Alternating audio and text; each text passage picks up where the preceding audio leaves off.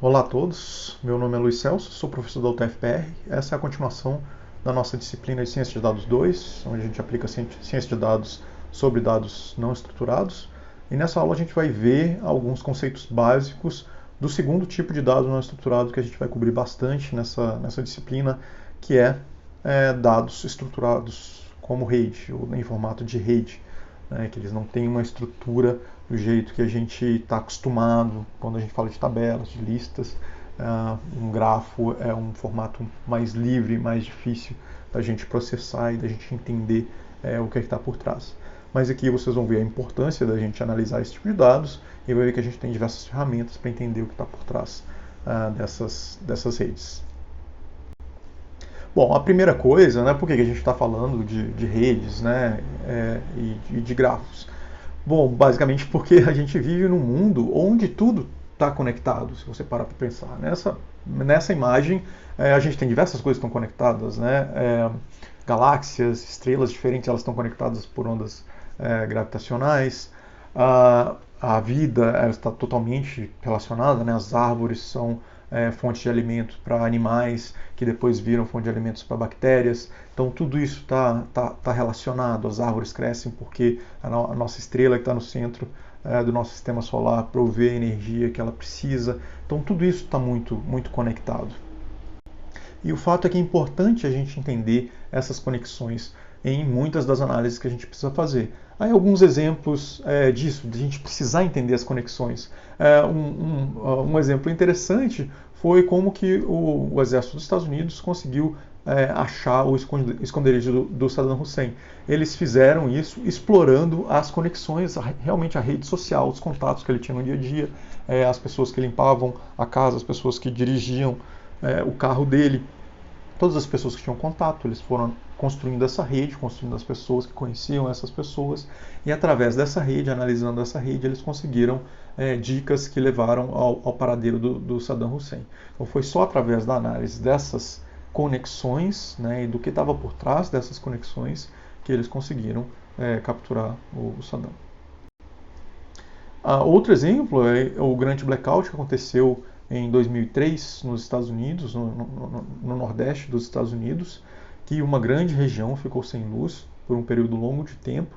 Mas agora como é que você descobre o que aconteceu? Será que foi um único evento? Certamente não foi um único evento. Você tem que analisar diversos padrões que aconteceram ali nessa rede gigantesca, né, de conexões de eletricidade, para entender exatamente de onde que veio a sobrecarga, quais foram os padrões que fizeram determinados pontos dessa rede falharem. Né? E para isso você precisa de técnicas especializadas, que são essas técnicas que a gente vai discutir de redes complexas. Outro exemplo interessante, também citado, todos esses exemplos são citados no livro do Barabasi, que é o papa dessa área, e esse é um exemplo de uma empresa que o grupo dele fez uma pesquisa relacionada, e essa empresa ela queria otimizar a comunicação dentro da empresa. Então, como que você otimiza a comunicação dentro da empresa? Você pega o topo da sua hierarquia e fala para essas pessoas passarem as informações? Bom, isso não estava funcionando na empresa. Então, o que eles fizeram? Eles pegaram as conexões, quais pessoas conversavam com quem, fizeram questionários, avaliaram e construíram realmente a rede social da empresa, para entender como que as pessoas se comunicavam e quais as pessoas que acabavam transmitindo mais informação nessa rede. E a partir da análise, usando algoritmos, usando técnicas que a gente vai discutir ao longo do curso, eles conseguiram identificar quais eram os melhores caminhos para difundir informação dentro da empresa. E aí, para a gente entender melhor esses padrões, entender melhor essas conexões, o que a gente faz é usar um modelo matemático para ficar mais fácil de entender e de representar essas questões. E o modelo matemático que a gente vai usar é o modelo de grafos. Né? Então veja que, por exemplo, nesses dois exemplos aqui, digamos que isso são duas equipes diferentes numa determinada empresa. E as setinhas representam comunicações entre os membros dessa equipe. Dá para perceber que a equipe da direita provavelmente vai conseguir resultados melhores, porque as pessoas se comunicam melhor. Né? Mas como que a gente intuiu que o grupo da direita vai ter possivelmente resultados melhores. Porque a gente analisou as conexões entre eles, né? Então percebam que acabou que a gente descartou a informação dos indivíduos, né? Então, sem olhar os indivíduos, a qualidade dos indivíduos, só olhando a qualidade das conexões, a gente inferiu uma coisa sobre a estrutura inteira. Então, quando a gente for montar o nosso modelo, a gente vai fazer isso. A gente vai descartar, muitas vezes, às vezes não, mas em geral a gente vai descartar as informações individuais e vai enfatizar as conexões entre as representações dos indivíduos. Então a gente usa o que a gente chama de modelo de grafos, a gente usa nós no grafo e conexões desses nós. E no modelo formal da matemática, a gente chama esses nós de vértices e as conexões de arestas. E aí o legal do modelo de gráfico é um modelo muito simples que deixa muito explícito os relacionamentos entre essas entidades. E aí permite que a gente aplique algoritmos e modelos que vão dizer coisas sobre essas estruturas. Então, por exemplo, a gente pode pegar e representar a internet inteira como um grande grafo. Né? É o que foi feito nessa pesquisa, acho que no começo dos anos 2000. Eles pegaram basicamente todos os roteadores dos provedores da internet inteira, ou grande parte da internet, e viram as conexões, onde os pacotes eram mandados, quais eram as conexões de todos os roteadores, e montaram um grande grafo com a internet inteira. E a partir desse grafo foram capazes de descobrir diversas informações sobre a rede. E isso pode ser feito também com redes sociais. Né? Então, por exemplo, esse é um grafo dos meus amigos no Facebook, muitos anos atrás. Então, eu simplesmente obtive os dados de quem era conectado com quem. Então, sempre que tem duas bolinhas conectadas por uma aresta, é porque um determinado amigo meu conhecia, era também amigo de um segundo amigo. E com isso eu formei a rede social. E a partir só dessas informações muito simples, aplicando algoritmos de redes complexas, eu fui capaz de clusterizar, identificar grupos e subgrupos dentro dessa rede que faziam muito sentido. A gente vai ver mais detalhes disso mais para frente. A gente pode também transformar, né, a gente já falou um pouco de texto, a gente também pode transformar texto em grafos. Né? São dois tipos de dados não estruturados que a gente consegue fazer essa tradução. E tem várias estratégias diferentes para transformar texto em grafo. Por exemplo, aqui cada palavra é um nó, e há uma conexão entre dois nós sempre que as duas palavras referentes àqueles dois nós são usadas no mesmo parágrafo do texto. No caso, o texto aqui é o texto do romance Moby Dick. Né? Então, a partir disso, se criou um grafo e, aplicando técnicas que a gente vai ver mais para frente, identificaram, por exemplo, as palavras mais relevantes, os conceitos mais relevantes dentro desse livro. E uma coisa que a gente vê quando a gente transforma esses sistemas complexos do mundo real em grafos é que eles têm propriedades parecidas, e é isso que a gente estuda nessa área de redes complexas, como que esses sistemas têm essas propriedades parecidas e como que estudando essas propriedades a gente consegue entender melhor esses sistemas. Então, por exemplo, se você pega um gráfico como o da internet, você vê diversas coisas, diversas características que são comuns também em outros gráficos de redes reais, seja de redes sociais, seja de redes de transporte. Então, por exemplo, se você pegar o gráfico da internet e começar a analisar quantas conexões cada roteador tem e colocar isso em um grafo com o eixo X representando quantas conexões um determinado roteador tem e o eixo Y representando qual a frequência de roteadores, né, qual o número de roteadores que vão ter essa quantidade de ligações.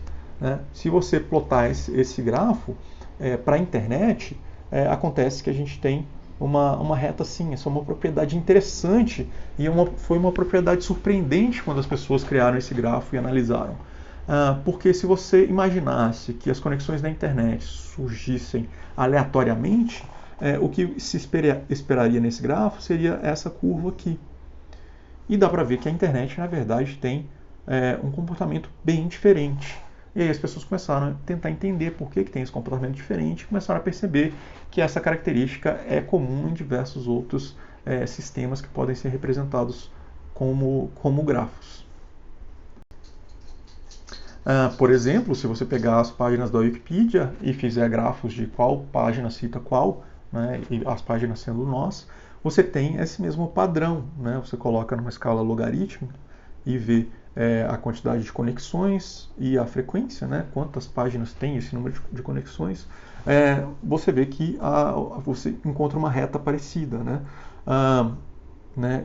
Essa reta, em geral, representa que você tem uma frequência baixa, né, aqui, uma frequência baixa de páginas que tem muitas conexões e uma frequência alta de páginas com poucas conexões. Isso também acontece em redes sociais. Você tem algumas pessoas, né, celebridades, então poucas pessoas são celebridades, mas essas pessoas têm muitas conexões. E a maioria das pessoas são pessoas comuns, como eu e você, que a gente acaba tendo menos conexões do que essas celebridades.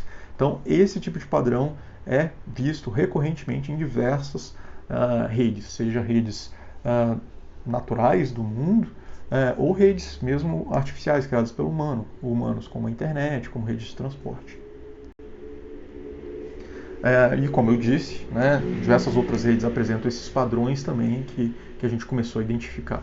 Redes de colaboração científica, as páginas da internet, né, além da estrutura física da internet, né, das conexões entre os sorteadores, mesmo as páginas, né, uma página ligando a outra também apresenta essas características, redes de linhas aéreas, se você fizer redes de interação entre proteínas, todas você vai encontrar características que são bem distintas do que se esperaria se essas redes fossem meramente aleatórias.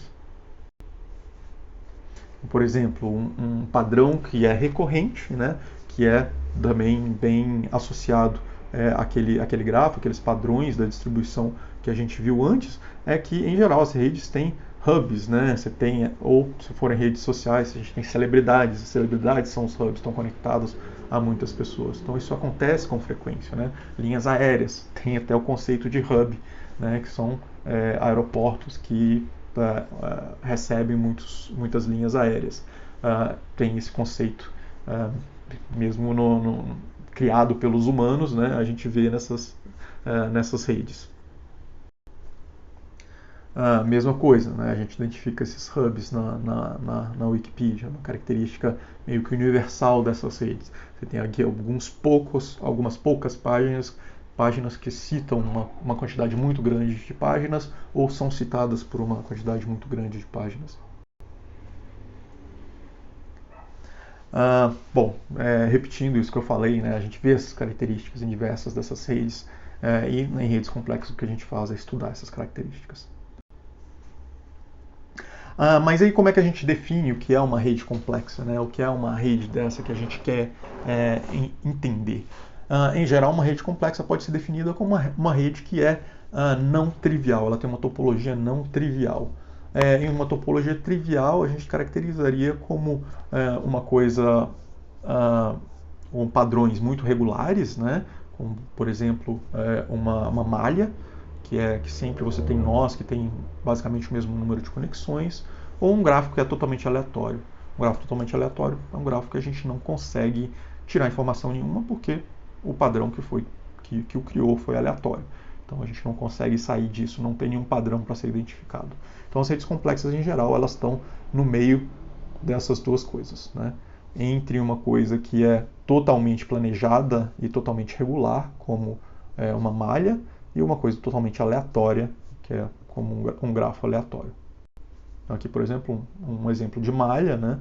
Veja que as coisas são muito regulares, não tem nenhuma pergunta muito elaborada que você consegue fazer sobre uma estrutura dessa. Qualquer pergunta que você fizer, por que ela é assim porque nesse caso é um cristal e a conexão, o alinhamento dos átomos acontece desse jeito. Pronto, não tem mais nada que se pesquise. E do mesmo jeito, se você tem um grafo aleatório, as conexões deles são explicadas meramente por eventos aleatórios e a distribuição dessas conexões vai simplesmente depender da frequência desses eventos, né?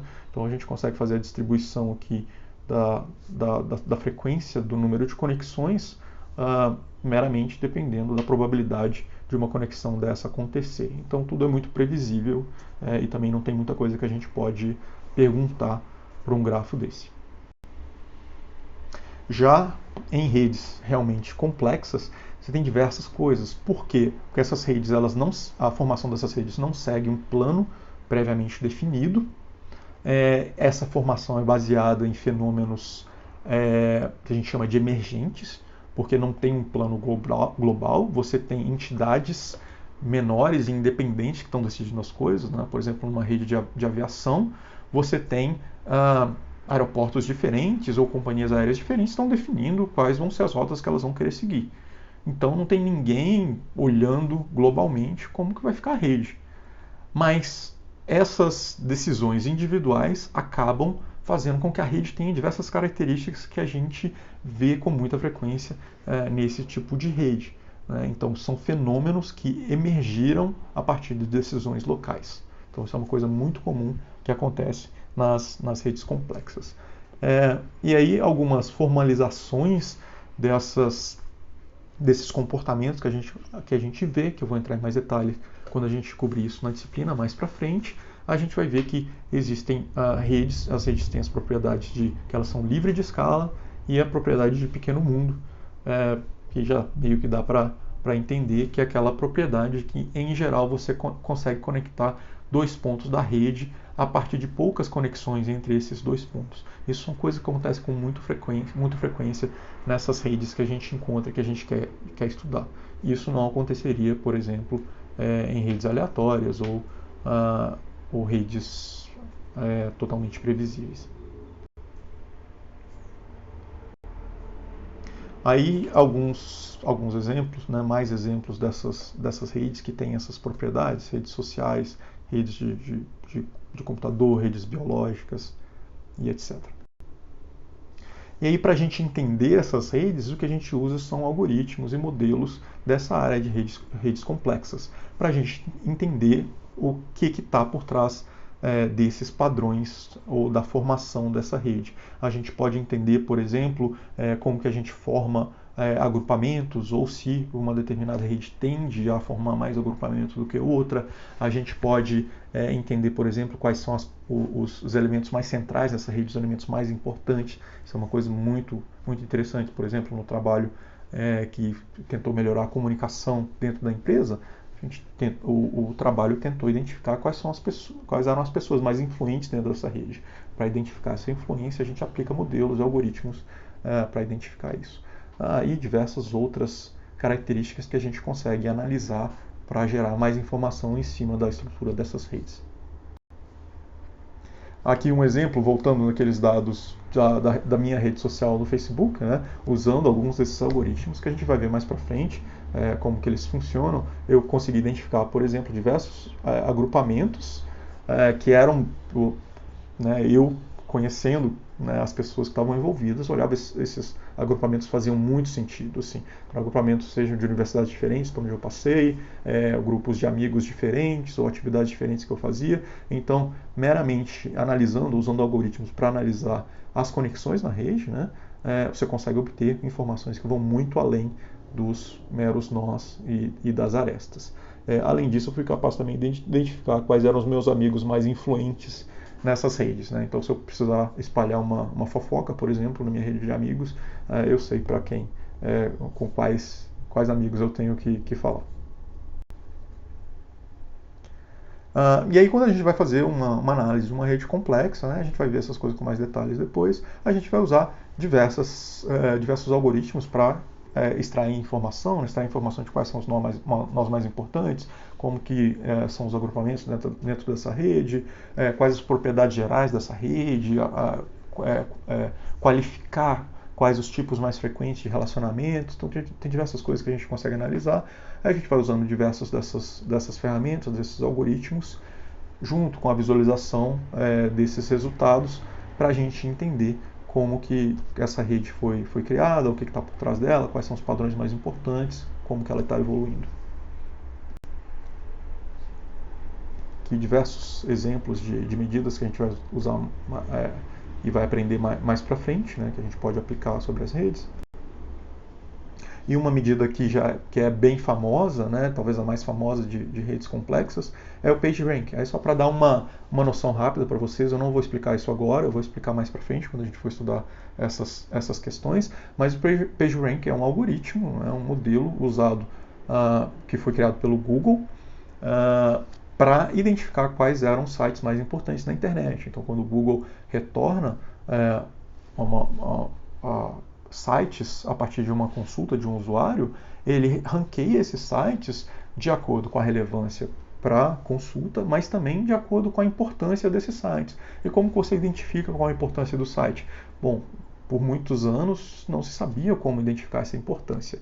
E a grande sacada do Google, dos criadores do Google, foi usar um algoritmo para capturar essa importância, um algoritmo recorrente, que a gente vai ver mais para frente, mas que ele conseguia capturar qual site era mais importante, simplesmente olhando para a estrutura global da rede. Aí com isso o Google conseguia fazer isso, né? Pegar alguns sites e dar mais importância do que outros sites que têm menos conexões, mas fazendo isso de uma forma muito elaborada e de uma forma que é resistente ou tende a ser muito mais resistente à adulteração por pessoas que estão querendo manipular a importância do seu próprio site. Então, esse é um grande exemplo de aplicação de técnicas de redes complexas com uma aplicação muito prática e que criou uma das maiores empresas do mundo. Aí um livro muito legal que cobre todas essas coisas que eu falei aqui agora, diversos exemplos que eu citei são desse livro. Esse livro do Barabasi. Quem quiser se aprofundar mais, entender realmente os detalhes disso, que a gente não vai chegar a muitos detalhes durante o curso, mas esse livro aprofunda bastante e é bem interessante. E alguns artigos que eu aconselho a leitura também, que a gente vai ver mais detalhes também mais para frente, são os artigos do Luciano Costa, que é um pesquisador brasileiro também bem influente nessa área.